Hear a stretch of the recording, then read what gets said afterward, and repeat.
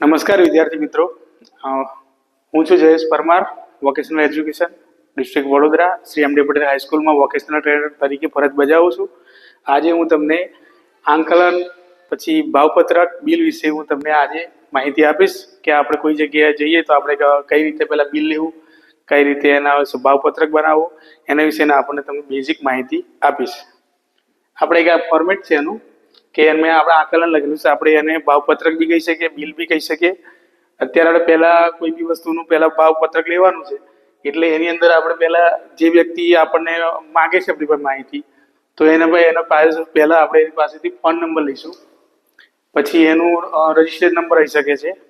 અહીંયા આપણું જે એડ્રેસ છે કે ભાઈ આપણી દુકાન આવ્યા છે તો આપણે એનું ફર્મનું નામ લખીશું, આપણું એડ્રેસ લખીશું.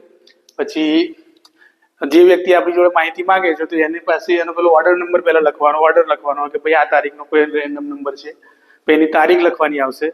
પછી જે કંપની આપણી જોડે માંગે છે માહિતી તે એની કંપનીનું ઓર્ડરની તારીખ કે ભાઈ કઈ તારીખે ઓર્ડર આપ્યો છે અને એનું નામ અને એનું સરનામું બી પૂરું માહિતી લઈશું કે જે આપણા રેકોર્ડ માટે કામ લાગે. પછી જે તે વ્યક્તિ આવે છે આપણી પાસે તો એ કઈ કઈ વસ્તુની એની માંગ રાખે છે કે ભાઈ વિગતમાં આપે છે કે ભાઈ મારે આટલી વસ્તુ જોઈએ છે, તો એમાં પહેલામાં આપણે એની વિગતો લખશું કે ભાઈ પહેલામાં એક વિગત લખશું, બીજામાં, ત્રીજામાં, અને આપણે આને ગમે તેટલું મોટું ફોર્મેટ બનાવી શકીએ કે ભાઈ. પછી બીજામાં એનો ભાવ લખશું કે ભાઈ એનો ભાવ કઈ વસ્તુનો કેટલો ભાવ છે કે ભાઈ કોટેશન પ્રમાણે કે અત્યારે આપણે કોટેશન આપવાનું કે આનો આટલો ભાવ છે. પછી એની માત્રા લખેલી હોય છે કે ભાઈ મારે આટલી જોઈએ છે, કે એક વસ્તુ 2 જોઈએ છે, 5 જોઈએ છે, 7 જોઈએ છે, તો બીજામાં એની માત્રામાં આવશે. પછી એના પ્રમાણે જે રકમ થશે, કુલ રકમ થશે અને એનો ટોટલ રકમનો ભાવ અહીંયા લખીશું. પછી એ રકમ અહીંયા શબ્દોમાં આપણે લખીને જણાવીશું કે ટોટલ આપણે તમારે જે અત્યારે તમે કોટેશન કે બિલ માંગ્યું છે અંદાજપત્ર કે એનું આટલી રકમ થાય છે, અને આપણે અહીંયા સહી કરીને આપણે એમને આપી દઈશું.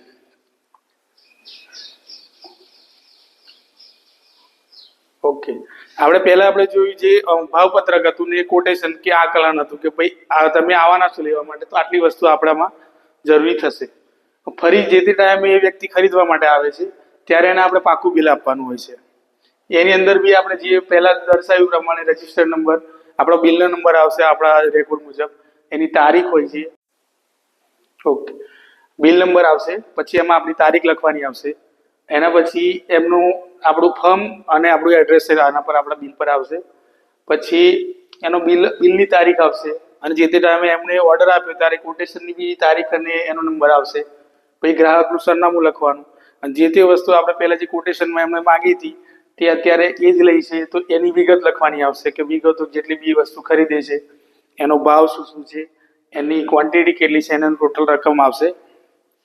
અને પછી આપણને રકમ કઈ રીતે ચૂકવે છે કે ઘણી વસ્તુ અત્યારે ઓનલાઈન બી થઈ ગયું છે તો કેશ બી ચૂકવે છે, ડિમાન્ડ ડ્રાફ્ટ બી આપી શકે છે કે સ્કેનરથી બી કરી શકે છે. તો જે તે વ્યક્તિ હોય એનો શબ્દોમાં રકમ લખી અને એનું આપણે ડિમાન્ડ ડ્રાફ્ટ કે કઈ બી રીતનું હોય છે ગ્રાહકની સહી લેવાની અને આપણી બી સહી કરીને એમને આપણે આપી દેવાનું હોય છે. એટલે આ વિડીયોમાં આપણે વિદ્યાર્થીઓ બિલ કઈ રીતે બનાવવું, કોટેશન કઈ રીતે બનાવવું એના વિશે આપણે માહિતી લીધા. Thank you.